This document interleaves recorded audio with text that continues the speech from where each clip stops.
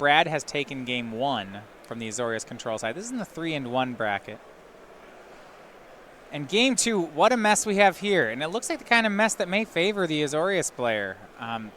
Multiple Stony Silence, protecting against things like sideboard Nature's Claims. Discarding to hand size, which is what that Path to Exile just did. We have a Crucible in play, it looks like.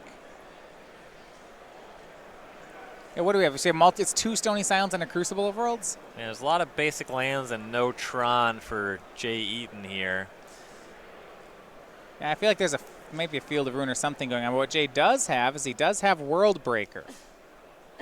World Breaker looks like it's going to get countered by a Ceremonious Rejection. Now that trigger's still going to happen. Actually, not countered. Land's just exiled. All right, well, Brad is very light on mana here. Well, he discarded a Path to Exile to hand size, which makes me think he's got a way to exile World Breaker, and he does. It's Detention Sphere. Well, Teferi's going, so he's still untapping lands. This goes back up to 3, so that's some mana. Yeah, gets to do that and possibly leave up some counterspell here. Looks like we've seen some Surgical Extractions cast. Interestingly, out of the Tron deck, I think we saw Surgical Extraction cast. And out of Brad's deck, both players have played Surgicals. This is interesting. Huh. I guess the Surgicals were to fight over Snapcaster Mages. Well, you know, the first rule about the Cranial Extraction mirror was that your first Cranial Extraction names Cranial Extraction. Well, yeah, you want to be in the driver's seat. Yeah. And now Jay is going to get his Urza's Power Plants surgically extracted. Yeah, he didn't abide by the rules. He didn't surgical. His hand is a Chromatic Star and an Ulamog. Counting lands here, though, we're up to 7 lands. Ulamog could happen. Yeah, it is 3 lands away, and surgicaling lands makes that less likely. The Tron deck looks like for Jay Eaton, 21 lands total in the deck to start.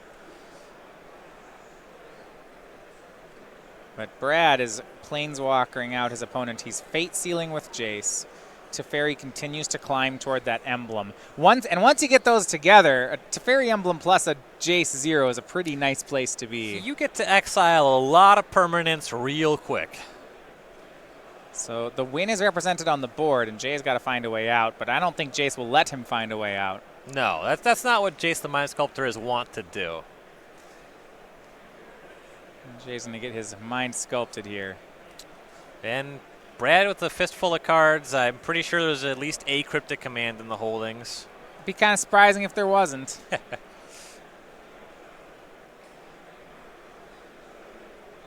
Casts Vendilion Click. Looks at Jay's hand.